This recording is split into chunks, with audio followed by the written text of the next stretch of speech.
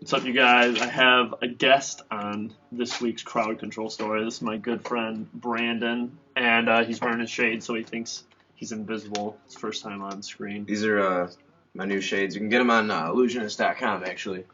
And and Brandon, I've referenced Brandon in several past videos, like in the Raven. I said, "Don't try to make this," and Brandon was the first one who would see my trick and he'd figure out how it's done instead of being like, you know what, I think I'll pay for that. Oh, or I'd think I'd know how it's done, and then I'd fuck it up.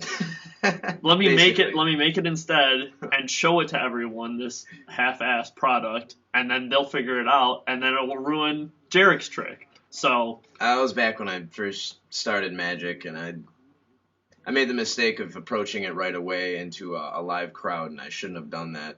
I learned my lesson over the years, and you really got to take your time with that kind of stuff. Don't rush it. Don't follow a specific dialogue. Just go with your crowd, and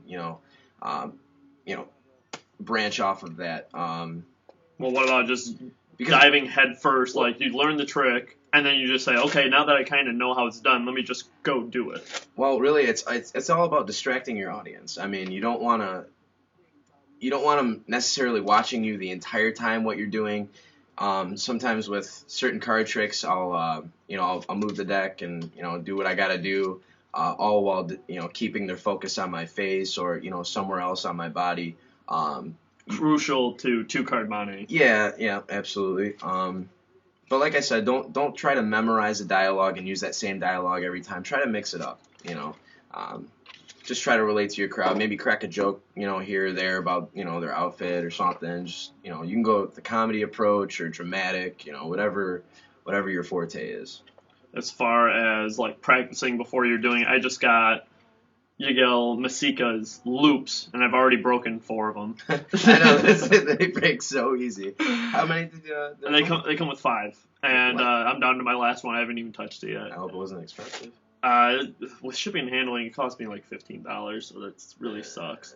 Someone said elastic with invisible thread. Yeah, you can make your own loops. And but what I did, and maybe loops is the exception, but I was practicing in front of the camera all these different techniques and stuff that you can do with them, and that's like what ended up breaking them. But I guess better than for it to break in front of a live audience, and then you just kind of be left over with nothing. Yeah, definitely buy some practice ones before you try to immediately rush into presenting your trick. But one of the first tricks I remember Brandon stealing from me, I guess, for lack of better words, is the stealth pen. And the stealth pen is like a cool little pen that you can stab, and then makes it come through, and you can just rip it straight out. It's fixed. And this is just a magnet. And I can't believe when I first saw it, I was just like, whoa, how they put a pen through a dollar bill? They probably wouldn't want to approach it like that either, and just straight up rip it out like that. You want to make it a little bit more dramatic so it's a little less obvious of what it is. Right, but for it to be a perfect hole straight through a dollar bill, I don't know, would you even recommend this anymore? This is kind of outdated. Don't they have a Sharpie now or something like that? Or they have a lot of different there's different versions of pens. it. Pretty cool trick though. But so tell us your experience of when you made it. Like, what'd you do? Well, because this is for you guys. Am I releasing the information of how it's done? Yeah, well, I already said it's a magnet. So, okay. What happened is a lot of you guys, or some of you guys, will come to me even after I say, "Don't try to make this. Just buy it." And you'll say, "Hey, what if I tried to make it?"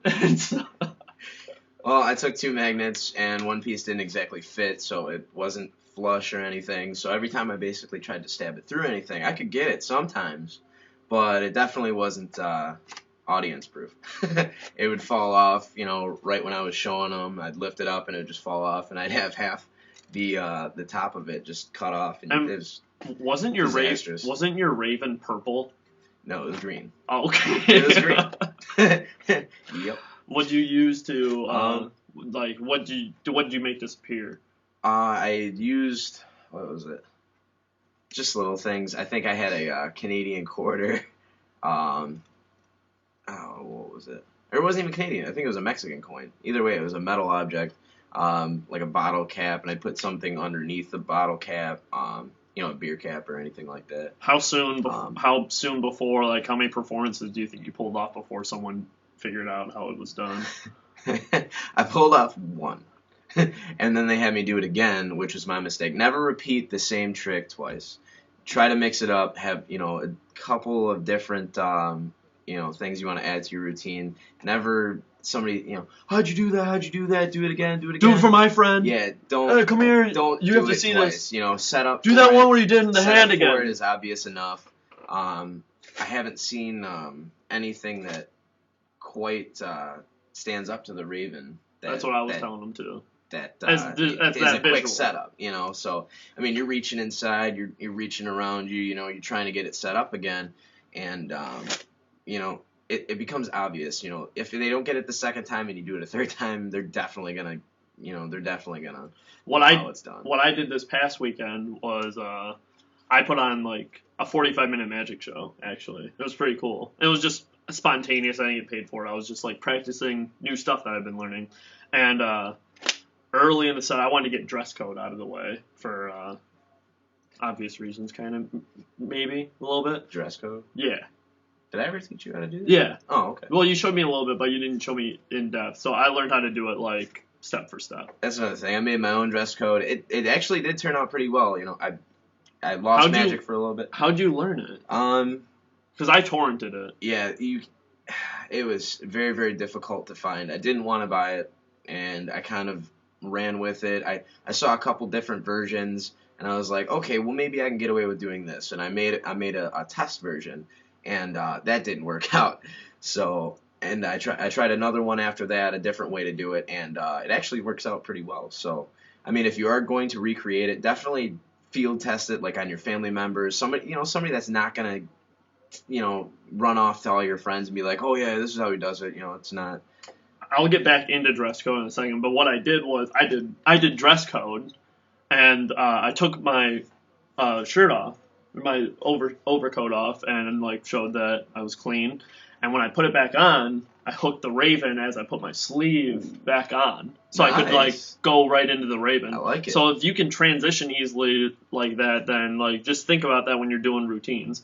As far as dress code, like when I was practicing it, because you can really only practice it in front of the mirror, and that's hard because your back is going to be to the mirror, pretty much, You or definitely you have to test out all your angles and know exactly where your audience is looking. Try to work with the field of view of your audience. Like you don't want to perform dress code with a crowd around you. You definitely want to have maybe 3 or 4 people standing in front of you, and just try to picture yourself in their position and work with that.